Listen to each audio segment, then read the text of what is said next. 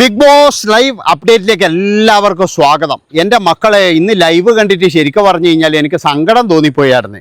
അതായത് വേറെ ഒന്നുമല്ല, ഈ ഭക്ഷണത്തിന് വേണ്ടിയിട്ടുള്ള ലൈവാണ് ഇന്ന് നടക്കുന്നത്. പണിപ്പുരേൻ്റെ ടാസ്കും കാര്യങ്ങളൊക്കെയാണ്. ഞാൻ കുറേ നേരം നോക്കി നിന്നിട്ടാ, പക്ഷേ ബോറടിക്കുമ്പോഴേ ഞാൻ പോയിട്ട് കുറേ അങ്ങോട്ട് മാറിയിരുന്നു. കുറച്ച് കഴിയുമ്പോൾ ആദ്യം വന്ന് നോക്കി, അന്നേരം ഇത് തന്നെയാണ് നടക്കുന്നത്. അപ്പോൾ എല്ലാവരും പറയുന്ന പോലെ ഇത് ഇഷ്ടപ്പെടണം എന്ന് വെച്ച് കഴിഞ്ഞാൽ അല്ല, എല്ലാ കാര്യവും നമുക്ക് ഇഷ്ടപ്പെടാൻ പറ്റൂലല്ലോ. അതുകൊണ്ട് ഇന്നത്തെ ലൈവ് എന്ന് പറഞ്ഞ ഒരു പരാജയമാണെന്ന് ഞാൻ പറയുള്ളൂ.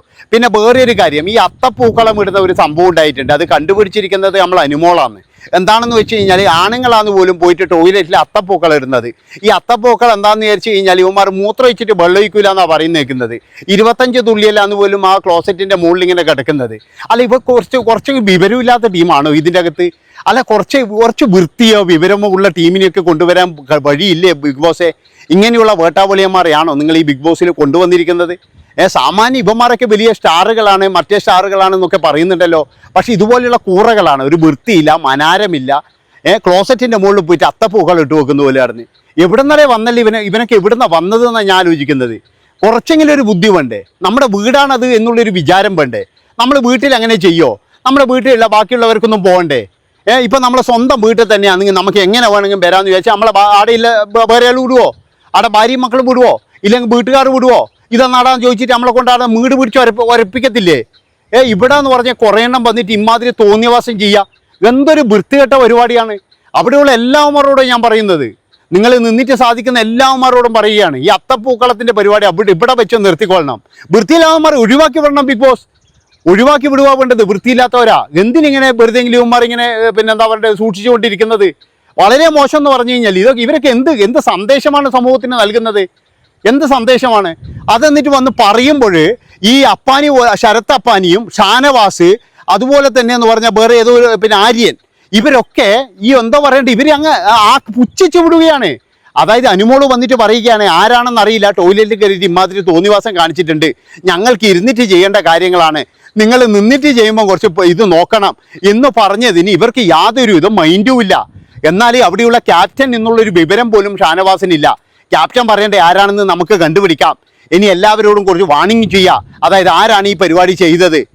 എനിക്ക് ഓർമ്മയുണ്ട്, എന്താണെന്ന് വെച്ചാൽ പണ്ട് നമ്മളെ മഞ്ജു പത്രോസുള്ള ഒരു സീസൺ ഉണ്ടായിരുന്നു.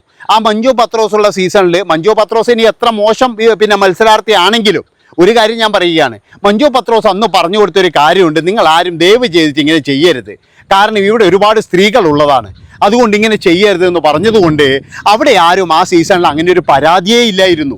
പിന്നീട് വന്ന സീസണിൽ പരാതി ഉണ്ടായിട്ടുണ്ട്, ഇപ്പോൾ ഉള്ള സീസണിൽ പരാതിയുണ്ട്. അപ്പോൾ ഇതിൽ എനിക്ക് പറയാനുള്ളത് എന്താ വെച്ചാൽ, കുറച്ചൊക്കെ വിവരവും അതുപോലെ തന്നെ വൃത്തിയും മനാരവും ഒക്കെ ഉള്ള ടീമുകളാണ്. അല്ലെങ്കിൽ എന്ന് പറഞ്ഞാൽ ഇതൊക്കെ കണ്ടിട്ട് ആൾക്കാരൊക്കെ വിചാരിക്കൂലേ, ഈ എത്ര ലക്ഷക്കണക്കിന് പ്രേക്ഷകർ ഇത് കാണുന്നതാണ്, ഒരു കുറച്ചെങ്കിലും ഒരു തലയിൽ ആൾതാമസം ഉണ്ടെങ്കിൽ ഇമാതിരി തോന്നിവാസം ചെയ്യോ? അത് ഏതോ ഒരുത്തൻ അതിൻ്റെ അകത്ത് വേട്ടാവളിയന്മാരുണ്ട്.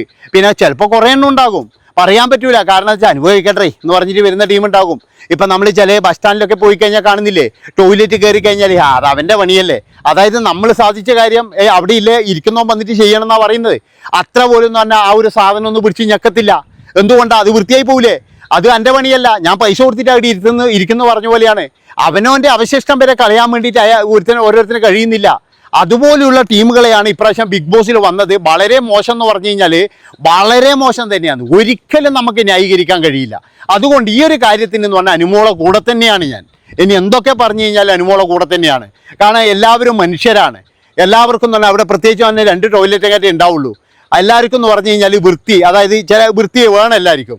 ആരായിക്കഴിഞ്ഞാലും മറ്റുള്ളവൻ്റെ അത്തപ്പൂക്കളത്തിൻ്റെ മുകളിലൊന്നും പോയിട്ട് വേറെയൊക്കെ ഇരിക്കാൻ കഴിയില്ല. അതുകൊണ്ടാണ് പറയുന്നത്, ബിഗ് ബോസ് ഇനിയെങ്കിലും ഇടപെടുക, ആ അത്തപ്പൂക്കളത്തിന് ഒരു ഇതുണ്ടാക്കുക. ഇനി മറ്റൊരു കാര്യത്തിലേക്ക് വരാം.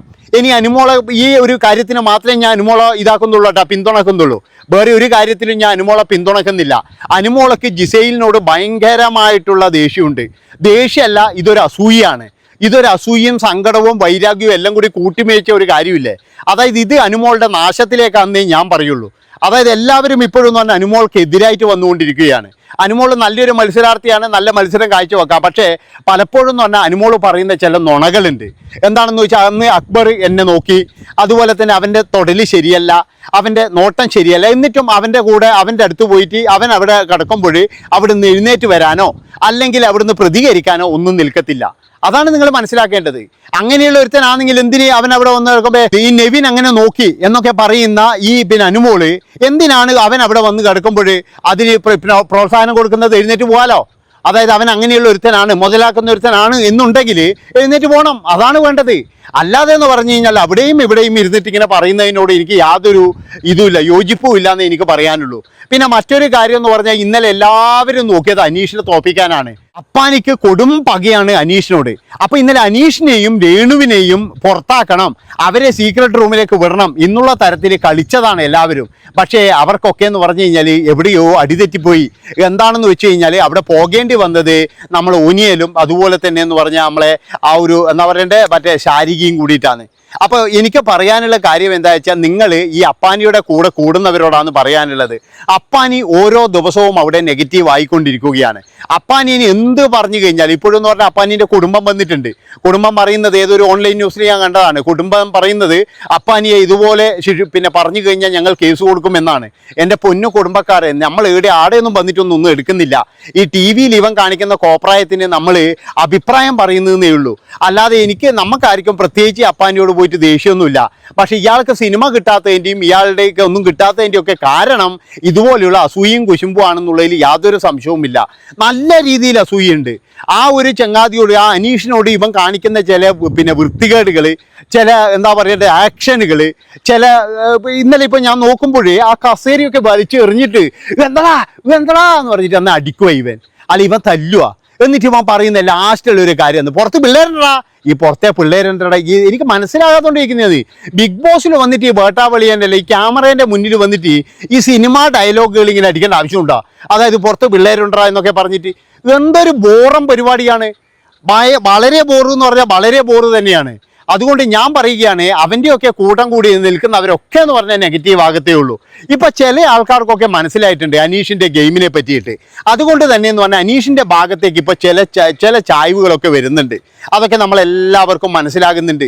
എന്താണെന്ന് വെച്ച് കഴിഞ്ഞാൽ അനീഷ് ഇപ്പോഴേ അവിടെ ഗെയിം കളിക്കുമ്പോൾ അനീഷിൻ്റെ കയ്യിലാണ് ഗെയിം എന്ന് അനുമോൾക്ക് ചെറുങ്ങനെ മനസ്സിലായിട്ടുണ്ട്. അതുപോലെ തന്നെ എന്ന് പറഞ്ഞാൽ രേണുവിന് ചെറുങ്ങനെ മനസ്സിലായിട്ടുണ്ട്. പിന്നെ ആദില നൂറയ്ക്ക് അവർക്കൊക്കെ മനസ്സിലായിട്ടുണ്ട്. ഇനി മിക്കവാറും എന്ന് പറഞ്ഞാൽ ഇവരെല്ലാവരും കൂടിയിട്ട് അവരൊരു ഗ്രൂപ്പ് ഉണ്ടാക്കും എന്നാണ് എനിക്ക് തോന്നുന്നത്. അപ്പോൾ ഇതൊക്കെയാണ് അവിടെ സംഭവിക്കുന്നത്. അതുകൊണ്ട് എനിക്ക് പറയാനുള്ളത്, ലൈവിലാണെങ്കിലും എവിടെയാണെങ്കിലും കുറച്ചുകൂടി നല്ല നല്ല കണ്ടന്റുകൾ കൊടുക്കാൻ എല്ലാവരും ശ്രമിക്കുക. ഇതുപോലെയുള്ള ഈ പിന്നെന്താ പറയേണ്ടത് തുണിയെടുക്കുന്നതും പണിപ്പുരേ പോകുന്നതൊന്നും കൊടുക്കല്ലേ എൻ്റെ പൊന്ന് ബിഗ് ബോസേ. ഇത് കണ്ടു തീർക്കേണ്ടിക്ക് വലിയ പാടാന്നായിരുന്നു. കാരണം ഓരോരോ ആൾക്കാർ 3 മാസം ലീവ് എടുത്തിട്ടുള്ളത് ഈ ലൈവ് കാണാൻ വേണ്ടിയിട്ട്. അപ്പോൾ ഇത്രയും പറഞ്ഞുകൊണ്ട് ഇഷ്ടപ്പെട്ടാലും ഇല്ലെങ്കിലും ഇത് മറ്റുള്ളവർക്ക് ഷെയർ ചെയ്ത് കൊടുക്കുക. നന്ദി, നമസ്കാരം.